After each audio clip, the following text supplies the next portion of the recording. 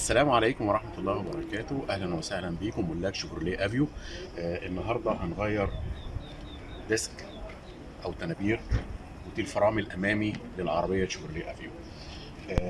احنا جايبين النوع ده اسمه فري ماكس، نوع برازيلي. في الحقيقة أنا بثق فيه كمنتج محترم. وكمان بالنسبة للتيل الهاي كيو طبعا ده غني عن التعريف.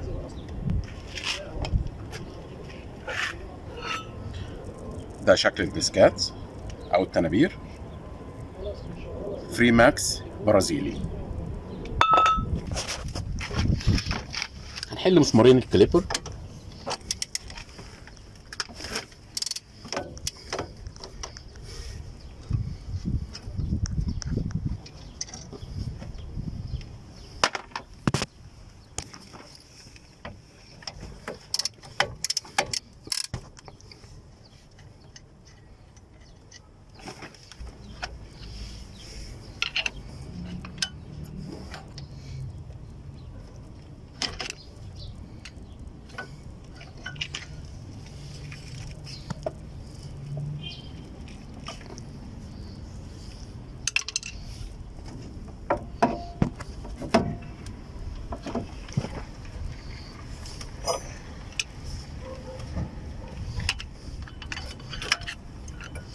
التيل القديم شكله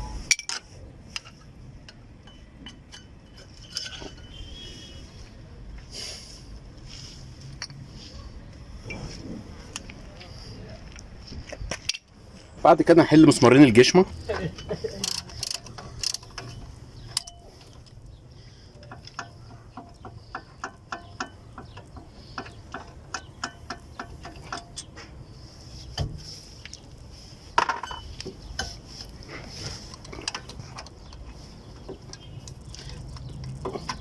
نستخدم مفتاح 19 او لقمة 19.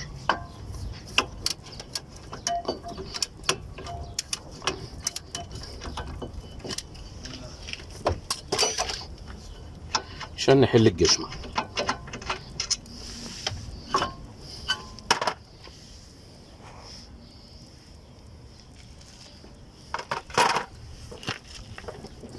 بعد كده بنحل المسمار ده.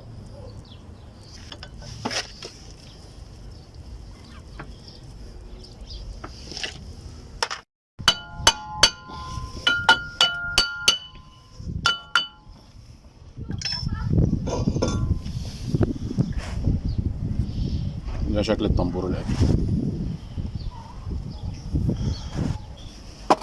نمسح بس اثر الشحم اللي موجود على الطنبور الجديد.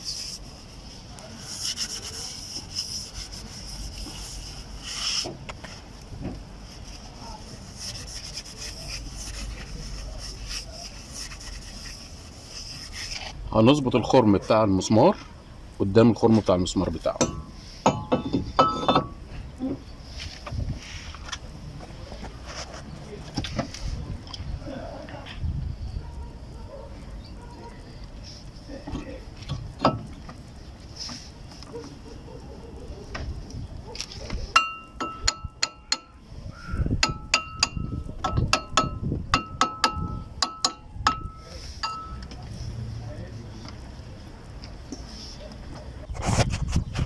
ابتدي اركب الجشمة.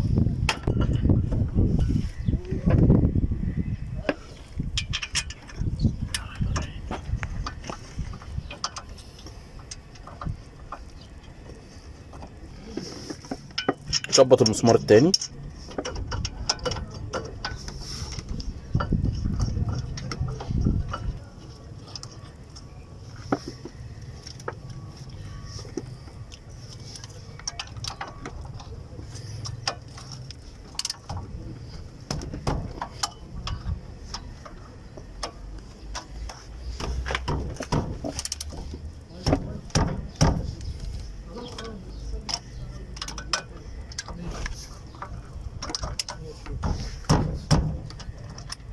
بعد كده نركب التيل.